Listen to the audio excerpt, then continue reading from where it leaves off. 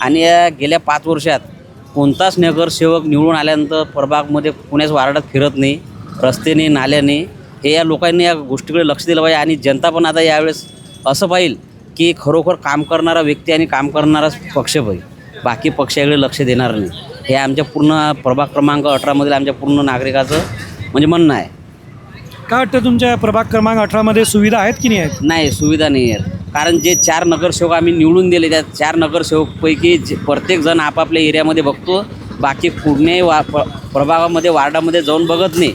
अशा बऱ्याचशा नाल्या, रस्ते हे बरेचसे अटकटलेले आहेत, ते पूर्ण झालेले नाही. तर आता जो नवीन नगरसेवक येईल त्यांनी काय कामं केली पाहिजे असं तुम्हाला वाटतं? त्यांनी हेच कामं केलं पाहिजे. कोणताही व्यक्ती आपल्या स्वतःसाठी काही मागत नाही. त्याला फक्त रस्ते, नाले आणि लाईट हे जर सुरळीत असले तरच त्या माणसाचं समाधान होते, नाही तर काही हे नाही. यांच्या घरी गेल्यानंतर पण हे स्वतः एक दाखला जरी मागितला यांना, तर यांना असं वाटतं की हे काय मागायला आले आमच्या दारात. तर कोणताच नगरसेवक आमच्या काही कामं पडलेलं नाही.